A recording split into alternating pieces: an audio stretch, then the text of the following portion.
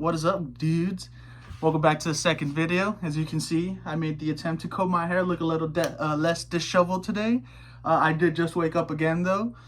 In my last video, I mentioned some of my interest, which was writing poetry, lyrics, things like that. And I thought, why not get to know each other on a personal level, right? I don't really share any of this with anybody, so I thought, why not share it with you guys, and see what you guys think.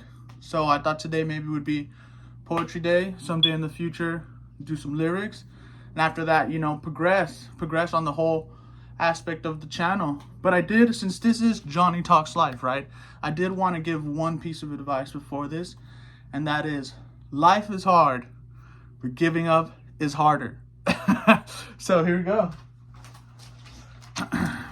So for context, I fell in love, I think early 2013, 2014.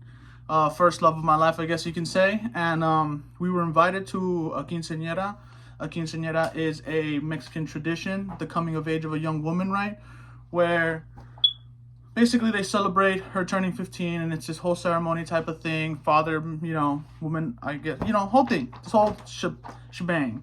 And it was my sister's friend, and we had gone with my sister. And this family, I guess, had family members who weren't into the whole having fun aspect of it. And me and my girlfriend at the time were just dancing all night, and everybody was just watching. And the quinceañera girl, she came up to us and she was like, thank you guys, you made my party just a little bit more bearable.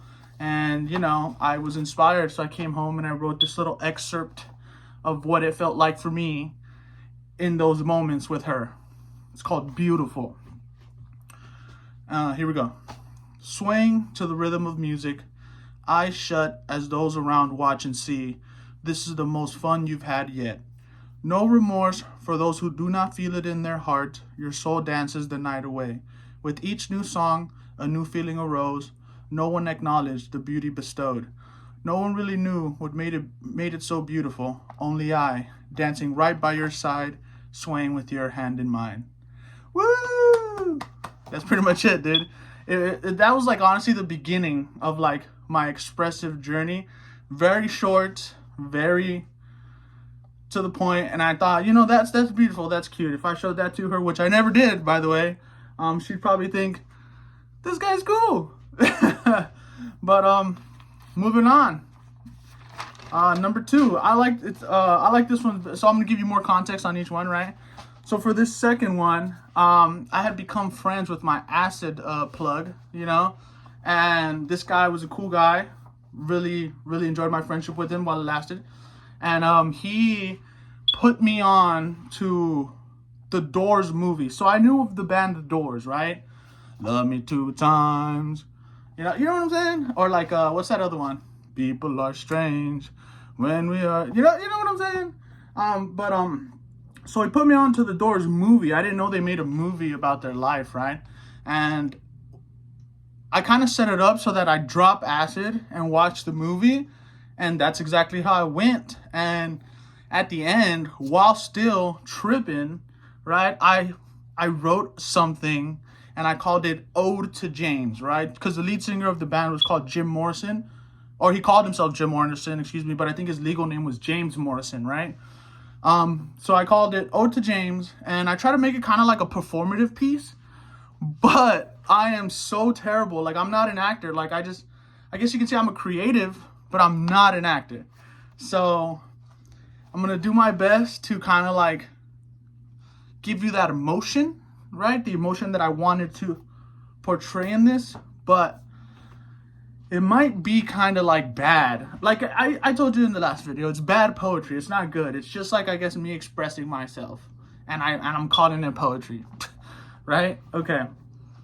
Ode to James. Here we go. What is man's worth if measured through nature? Destined to never see growth beyond our time, are we inclined to have faith in life behind death? Insanity. Oh, it's genius and I love it so. It breathes and I come alive, but too without caution it lives as I die. I still want it, but I don't want to go. Knocking at my door, I'm on the floor as I'm in touch with the feeling of feeling no more. No more, no more, no more. A deep gasp to rile the senses. I'm rabid with senseless intentions. Love me or be left to mourn. Can't you see, baby, I am to be no more? Just a sight for eyesore that lingers through American folklore. A tale to be told, a wonder in time. Good night, my lovers, and goodbye. Yeah, so that's how that one goes. There's supposed to be a little bit more performance. So like at the part where it's like, no more, no more, no more, right? Because what you guys don't know is that kind of Jim Morrison was an acid head, and he had like if you ever watched his first performance ever, like live on stage, he really got into it. You know, he would sell his performances. You know, and at the time that I was writing this, I like envisioned myself as him performing this, but like now in hindsight, I enjoy it. I like the piece, but I don't think I have what it takes to be, Jim Morrison or kind of perform at his level. But like, yeah, that was that. Oh, like that other part too where I go, love me. I was supposed to yell that, love me or be left to mourn. You know what I'm saying? It was supposed to be like that. Yeah, hopefully you guys enjoyed that one. And moving on to the next one.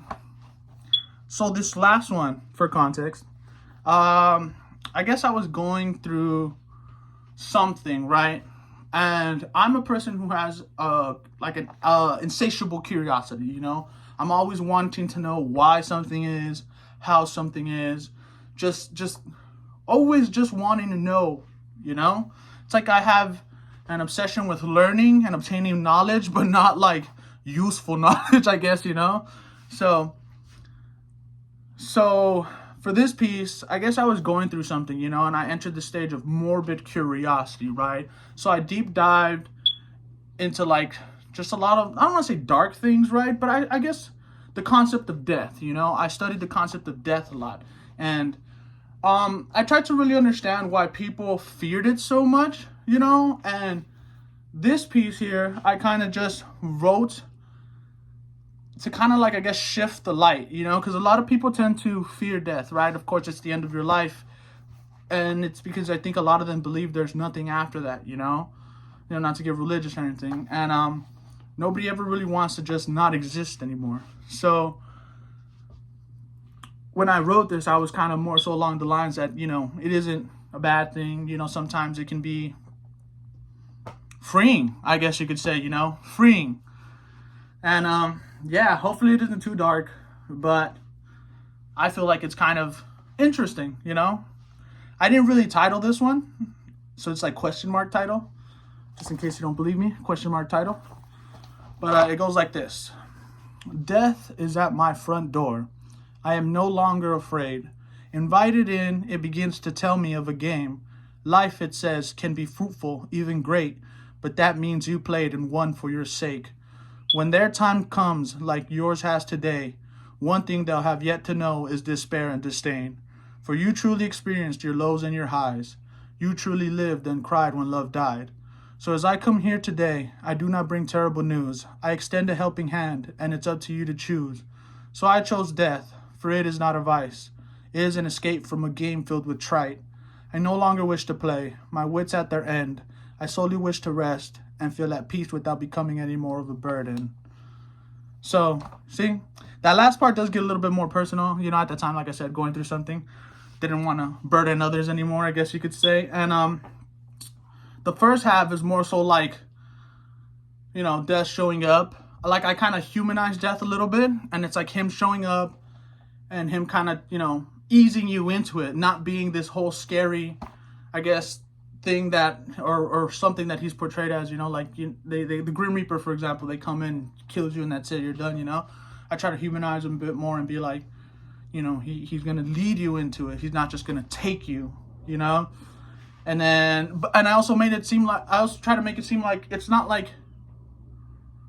when you die you have to choose to go with him. Like, you still die, but you can, I don't know, I guess choose to exist in the ethereal, quote unquote, But yeah, that's some of the many extra. So I started writing in 2014, right? So just imagine 10 years, and I actually write everything in my notes on my phone, and I iCloud backup. though I never lose anything. But I do have to be honest. There was a time way back when I used to hang out with a buddy who had a cousin who had a baby, right? And we were all hanging out and we're on our way somewhere, and the baby was fussy in the car, in the back seat, and the mom was in the front seat. I don't know why we arranged it that way, but I was in the back seat with the baby, and he was just fussy, and the mom was kind of getting a little bit anxious. So I thought to myself, like, oh, I'll distract them, and I had gave him my phone, and I think I put like a game or a video or something, and it was fine, and we all got distracted, and then next thing you know, I get my phone back, and all the originals, like I guess the stuff I originally started writing was just erased. I think it was like 20 pieces, right? Gone. And after that, I was like, damn. But I didn't let it stop me, and I kept going, just kept going, and I kept writing. So there's just a bunch of stuff in my notes. Like, if anybody knows me, they know that everything is in my notes, dude. Well, not like personal information and things like that, but I meant like all my creative outlet stuff. And it's funny to think that, if nobody ever knows me and they open those notes, they'll definitely know me then, It's exciting stuff, if you ask me. But yeah, that's it. That's it for the poetry stuff. Next video, I'm going to try to do some lyrics, some performative stuff with music. And I hope you guys enjoyed. Make sure to like, comment, and subscribe. Get my channel out there, into the algorithm. Last video has not performed at all. 1 like, 4 views, and that is fine. That is fine. Like I said before, growth is slow. Bear with me. And sooner than later, hopefully there will be a we all for me to address, All right, peace out, guys.